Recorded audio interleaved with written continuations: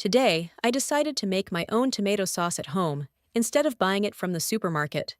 The reason is actually very simple. I want to know exactly what's in it. When I make it myself, I only use fresh tomatoes, a few familiar spices from my kitchen, no preservatives, and no strange additives. Besides, homemade sauce always has a much fresher and richer flavor.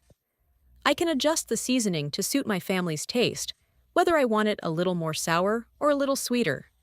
Bottled sauce, on the other hand, has a fixed flavor, making it difficult to adjust to my liking. If you also like simple, clean things and preparing them yourself for your family, then today I'll share how I make it. First, I'll choose really fresh tomatoes that feel firm and have a smooth, glossy skin.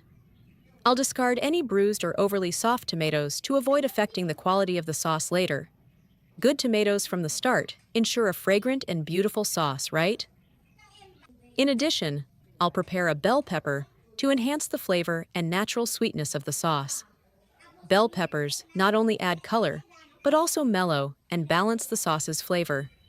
Next, I'll fill about 1/4 of a bowl with clean water. It doesn't need to be full, just enough to soak the vegetables. Then I'll add the tomatoes and bell pepper to the bowl. I'll add about a teaspoon of salt and stir gently until it dissolves. When the salt dissolves in the water, it helps clean away dirt, impurities, and anything else clinging to the vegetable skins. This is a small step, but I always do it carefully because using clean ingredients from the start ensures the sauce will be clearer, more fragrant, and much safer later on. I let it soak for about 5 to 7 minutes, not too long. Just enough time for the salt to take effect and gives me peace of mind before continuing with the cooking. I slow down a bit at this step, but in return, I have a really clean foundation for the next batch of tomato sauce. After soaking, I gently remove the tomatoes and bell peppers, then rinse them one more time under clean running water. This step is like finishing the cleaning process, washing away any remaining salt and dirt.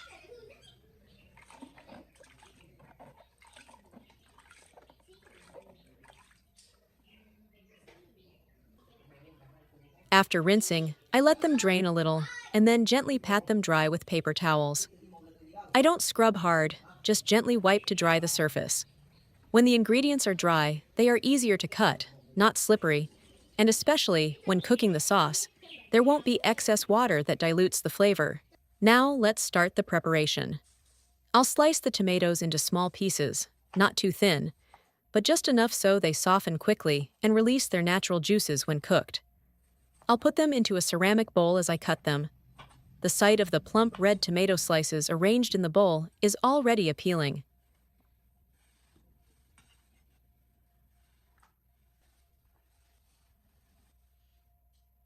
Next is the bell pepper. I'll slice it into small pieces, then cut them into appropriately sized squares. Making them a little smaller will help the bell peppers cook faster and blend better into the sauce.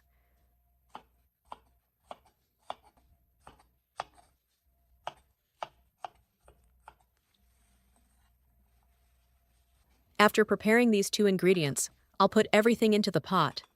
There's no need to add water at the beginning, as the tomatoes will release their own juice during cooking.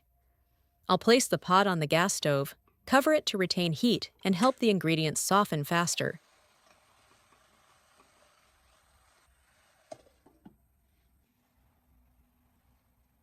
After cooking for a while, you'll see the tomatoes start to release juice and soften. When the skin separates from the tomato flesh, I'll use chopsticks or tongs to remove the skin.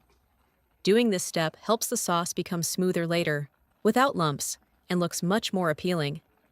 Just be patient, and you'll see the mixture in the pot begin to thicken slightly and become more fragrant. When the tomatoes and bell peppers are completely softened and the liquid starts to seep out and blend together, I turn off the heat and gently remove the pot. At this point, the mixture in the pot has a beautiful reddish-orange color, and a mild, pleasant aroma is quite noticeable. I prepare a clean, dry blender. Then, I put all the softened tomatoes and bell peppers into the blender. I close the lid tightly and start blending at a medium speed, then gradually increase it. I blend until the mixture is really smooth and creamy, with no small pieces or lumps visible.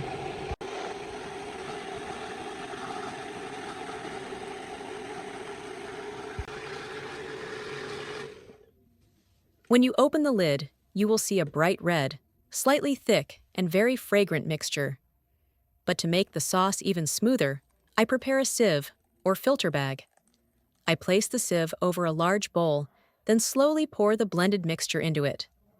Use a spoon to gently press and rotate so that the smooth liquid flows down to the bottom, while the seeds and fibrous residue are retained on the sieve. This step takes a little extra time, but I find it well worth it. Thanks to this, the final sauce will be smooth, thick, and very visually appealing. Now, I take the strained sauce and pour it back into the pot. At this point, the red color is very clear and beautiful, almost completely free of lumps. This is the most essential part of the sauce. I place the pot on the gas stove and turn it on to low heat. I don't need high heat because I want the sauce to thicken slowly. Cooking over low heat allows the flavor to develop gradually without burning the bottom of the pot. While cooking, I stir constantly with a spoon, both to prevent the sauce from sticking to the bottom and to help distribute the heat evenly throughout the pot. You'll see the mixture begin to thicken little by little. When stirring, the sauce will form slower, thicker streams. This is a sign that some of the water has evaporated and the sauce has reached the desired consistency. At this point, I turn off the heat. There's no need to cook it for too long, as it will thicken even more as it cools. I let the pot cool down until it's only slightly warm before preparing clean, dry glass jars. It's best to rinse the jar with hot water and dry it beforehand to ensure hygiene. Then, slowly pour the sauce into the jar and seal the lid tightly. And there you have it, a jar of homemade tomato sauce, beautifully colored, smooth, and with completely safe ingredients. You can store it in the refrigerator and use it for various dishes. A little effort today, but the result is a delicious flavor for many meals to come. I think it's well worth it. You can use it to mix with spaghetti, as a base for pizza, to cook beef in tomato sauce, pour over hot rice, or as a dipping sauce for fried foods like potatoes and sausages. When cooking soups or stews, just add a few spoonfuls of sauce to enhance the color and flavor. Because it's homemade, the taste is very natural, not harsh, not too sour or too sweet like some bottled varieties.